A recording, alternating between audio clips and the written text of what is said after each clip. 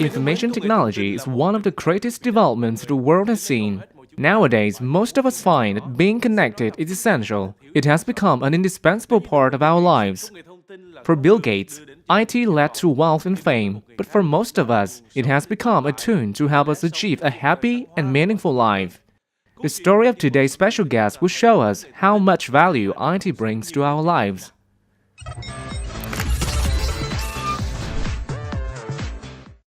I've never been afraid of difficulties. I just consider them as challenges I must overcome.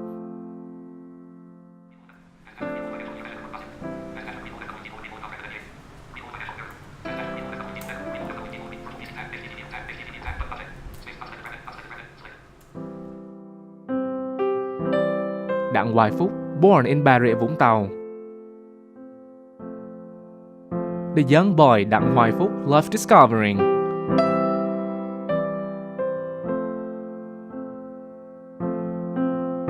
One day, when he was 9, he was digging up an Ochna intergeometry.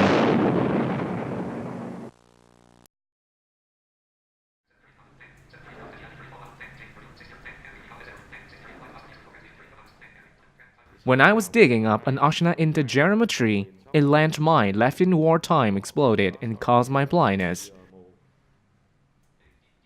I forget the inferiority complex because it doesn't solve any problems. After that, I went to school in Saigon and started to think about how to live independently.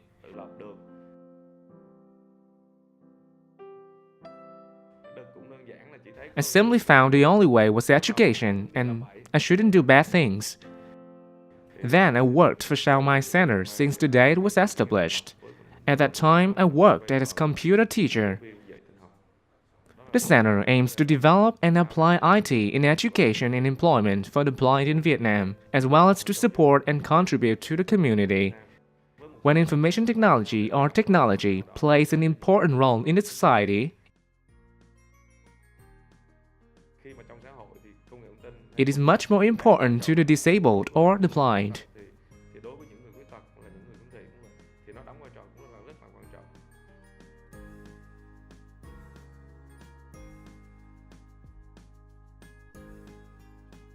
Technology is the new eyes for the blind, Knight of Information Technology, Dang Hoai Phuc. From this turning point that one might think would ruin his future, and with his strong will and considerable support from IT, Dang Hoai Phuc has built a bright and secure future for himself. This shows that IT is a powerful tool for all people to assist them in being fully included in a community, no matter who they are. Let's now join today's talk show to learn more about another side and another great benefit of IT that hasn't been recognized by many people. That's IT for the blind.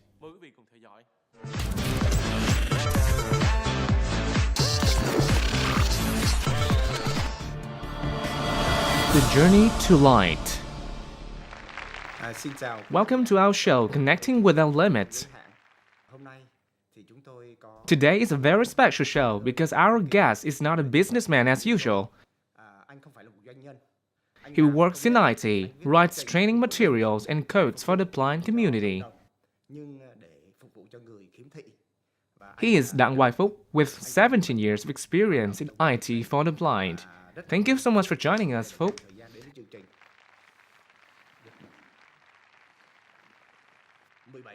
After 17 years of working for the blind community, have you ever thought that you have devoted enough time and energy to that work, and that it's time to do something for yourself or your family?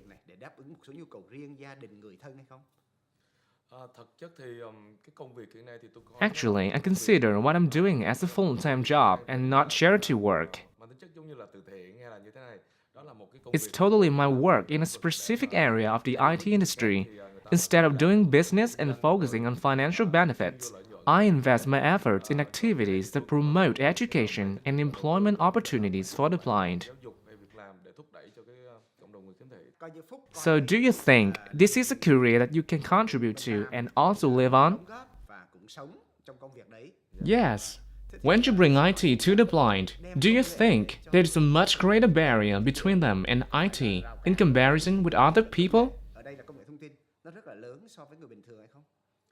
When you understand how assistive technology works for the blind, you will see that these barriers are overcome. For example, you, as a sighted person, would look at a computer screen to know what is happening, while the blind will listen. There are programs called screen readers. These programs read out loud what is happening when the blind person moves their mouse. The blind listen to it and control the computer.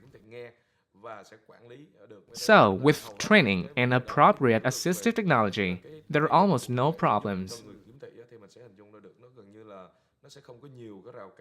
How about the online environment? Now that we have social networks and mass media online, do we have any special supports for them? Yes, certainly. Most people use computer with a perfect vision, but the blind listen to the screen reader. We have Vietnamese speech engine to read documents and websites.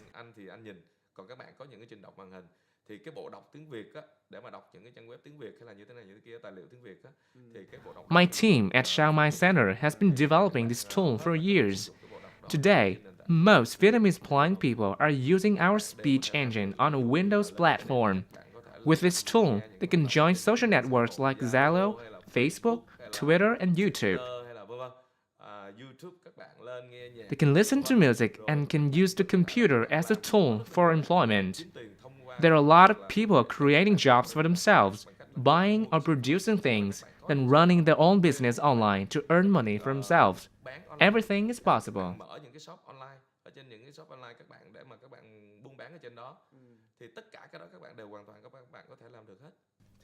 We can see that IT plays a very important role for the blind in particular, but also for other persons with disabilities.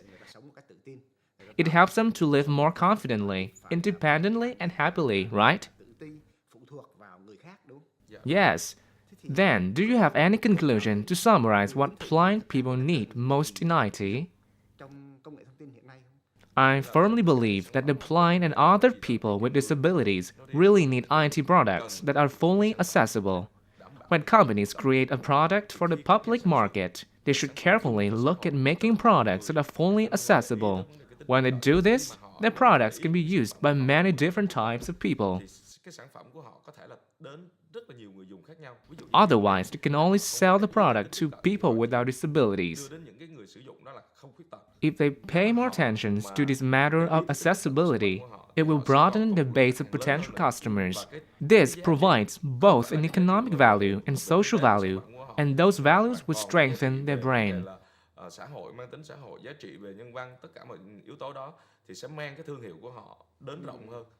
I totally agree with you. Instead of creating products only meet the needs of the non-disabled people, we should be aware of the needs of all people. That way, the range of customers will be much broadened, and the humanitarian value of the product will also be highlighted.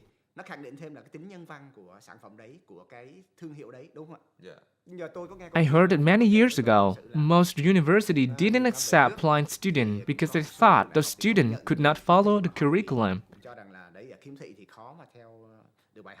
I also understand that often disabled persons were refused service by many airlines. They thought that blind people could not move independently. Speaking of accessibility, as you said, these services should be more accessible. But do you think there should be laws or particular policies about this for each type of product?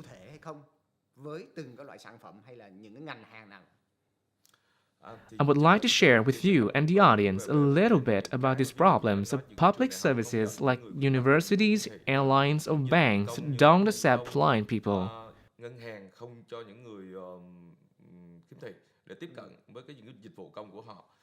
The problem not only lies in the accessibility of the products, but is quite discriminatory. When we operate a public service, there will be many types of people to use it. Like people with visual impairment, older people, or pregnant women. So we should ensure that the service can be provided to all people. If not, it mustn't be allowed to run. That depends largely on the government's policies. For example, in the USA and other European countries, if we want to sell a product like iPhone to people working in government, we must make sure it reaches the standard that all of them can use it, not only non-disabled people. I hope that our government will soon have such policies to encourage companies to make their products usable by everyone.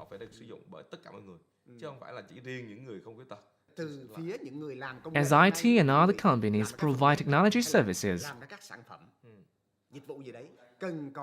what should they be aware of to make the products and services usable by people with disabilities? In fact, many employers don't hire blind people because they still don't understand what the blind can do. Even the blind themselves are still too shy to get included. There are many reasons for the hesitation. In the past few years, the Dang Hoai Center has introduced a new strategy to be the bridge between the employers and the blind students.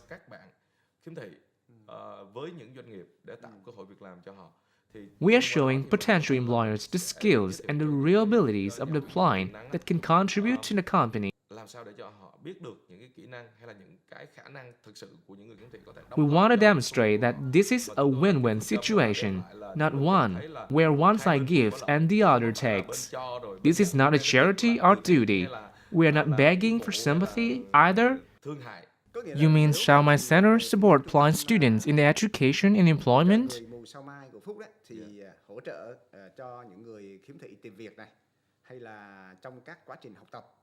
Can you be more specific? Because certainly there will be some differences between the skills and abilities and the requirements from the employers.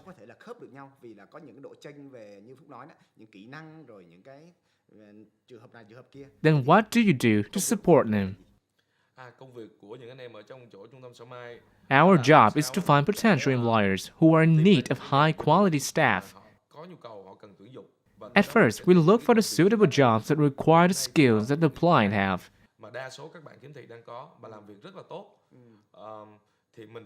We then contact suitable employers to introduce potential resume of the blind students. We often have soft skill training courses at Dang Hoai Center for blind people or students with no experience.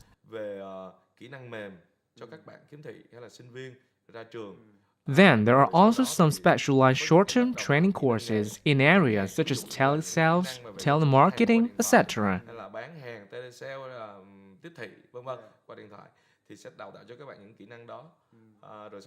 After they completed those necessary courses, we will provide their profiles to potential employers.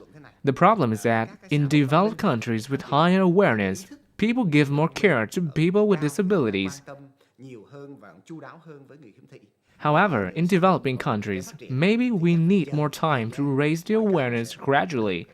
I noticed that there have been some technological products for the aged, for example, but rarely hear about a product specially designed for the blind.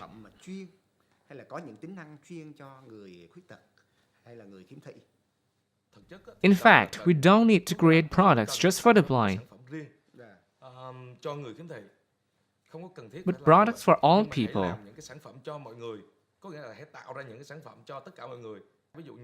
For example, Google once introduced a separate website with a search engine for people with visual impairment.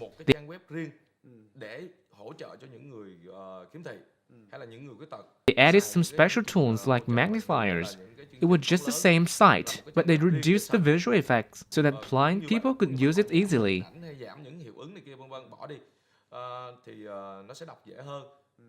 But I didn't think it was a successful project. Now there are very few blind people using it. They just use the same website as sighted people do. So the important thing is in designing a website accessible for all people.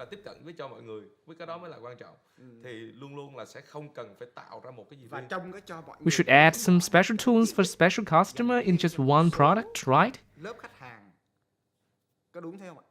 Yes, then both people with disabilities and others can use it. You suppose manufacturers have to be responsible for creating products that are suitable for the majority. They also have to work by themselves or cooperate with other companies to add the special tools for people with special needs.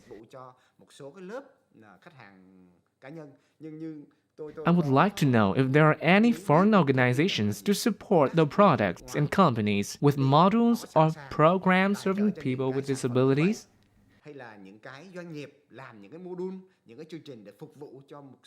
I've been working as a country coordinator for the International Council for Education of People with Visual Impairment, ICAVI, and over Phuc Nippon Network on Educational Technology, ONNET, from the USA and Japan. The Overbrook Nippon Network on Educational Technology, called ONNET, was started in 1998. And before that, we operated a program in the United States where we brought exceptionally capable young blind people to the United States for 1 year to study technology, independent living skills, and to live with students from all around the world. But we realized that we could reach many, many more people if we ran the program at a regional level. So in 1998, we began a program to work in the ASEAN countries with the support of the Nippon Foundation in Japan. And the goal of the program was to increase the use of assistive technology, which has been, without question, the most significant development for blind people since Braille was developed in 1832.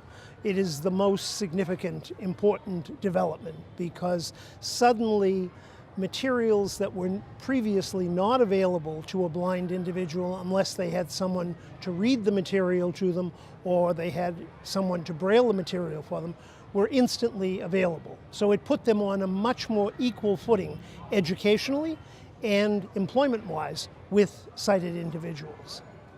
ICEVI began working on this project, which is devoted to trying to create more inclusive universities in the ASEAN region. Many universities until recently have turned away blind students, capable blind students. We did a research study in 2005-2006, and we learned that less than 1% of the qualified blind persons who wish to go on for higher education actually were given the opportunity. So we have been working on this, and we have focused our attention on several areas. One is assistive technology. A second is the development of accessible learning materials. The third is changing attitudes of sighted individuals, particularly faculty members and sighted students at the university, so the universities are more welcoming of blind students. And finally, working on the area of public policy, beginning to change public policies which often were discriminated against blind individuals. In the last 10 years, we've jumped from 312 in the region to some 2,400. So it's been a very, very rapid increase in the number of blind students who are now attending higher education. The Nippon Foundation has been very supportive of programs for the communities.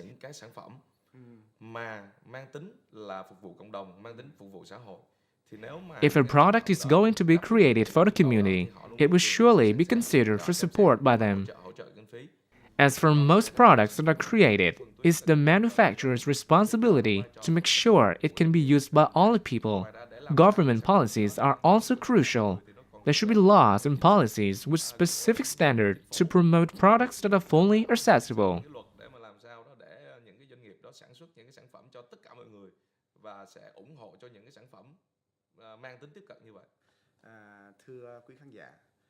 With 17 years of work within the field of IT for the blind community, Phuc was awarded the title Knight of Information Technology by Egypt magazine for his contributions. How about us? Each of us can raise the awareness after hearing Phuc's story.